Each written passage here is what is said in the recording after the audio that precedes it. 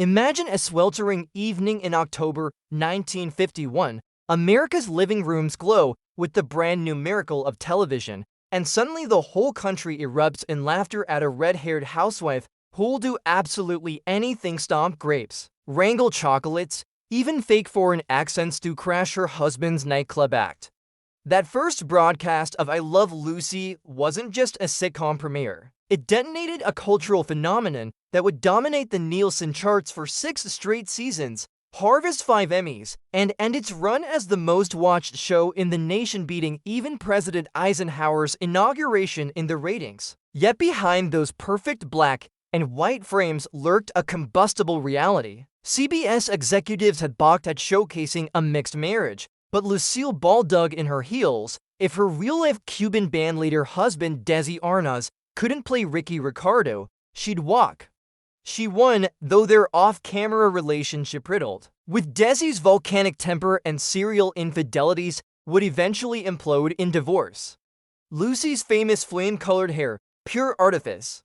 The queen of physical comedy was a natural brunette who first went blonde, then fiery orange, chasing screen roles. On set, she rehearsed every beat to surgical precision, yet some of television's most beloved moments were genuinely perilous. A co-star's overzealous punch broke her nose in the Candy Factory episode, and in that legendary grape-stomping brawl she was nearly held under the mush long enough to drown. Lucille hated improvisation.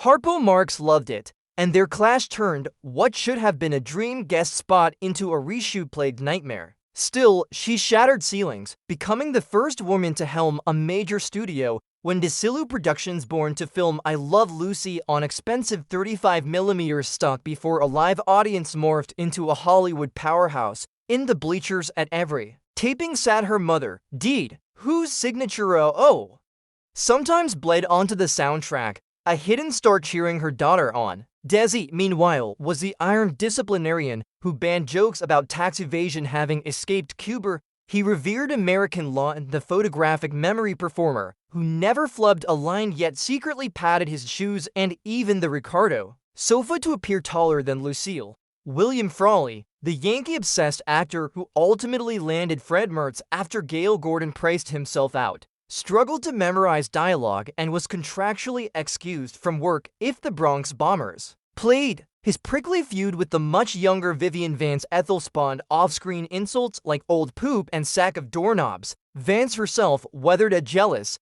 belittling husband and studio demands to gain weight and dress stoutily, but forged a lifelong friendship with Ball that outlived every tabloid rumor. Casting near misses abounded. B. Benaderet and Barbara Pepperboat circled Ethel before Vance got the nod, while the show's conveyor belt chaos enlisted a real C's candy dipper named Amanda Milligan to glare stone-faced beside the frantic stars. Because Philip Morris bankrolled the series, cigarettes became mandatory props, and each episode barreled forward with minimal retakes to preserve the authentic roar of the studio crowd. No canned laughter, just spectators paid off with silver dollars if their applause hit the rafters. Live spontaneity birthed bloopers that eagle-eyed fans still hunt. Lucy wandering drunk off set into the visible Ricardo living room. A pianist greeting Des instead of Ricky.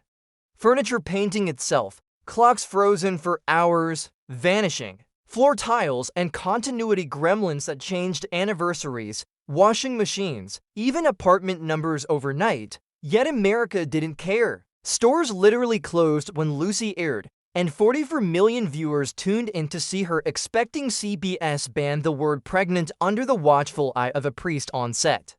The writers hid Superman guest star George Reeves's credits so kids wouldn't stop believing, filmed in glorious 35mm to future-proof reruns, and protected every shred of wonder they could. All these cracks in the facade eggs exploding in a tango for the show's longest laugh. A California wine bottle on a Parisian table, cables yanking Fred's car into frame. Now, it feel less like mistakes than secret messages from the golden age of TV, reminding us that behind the perfection lived fearless risk, fierce ambition, and a family of performers who changed entertainment forever.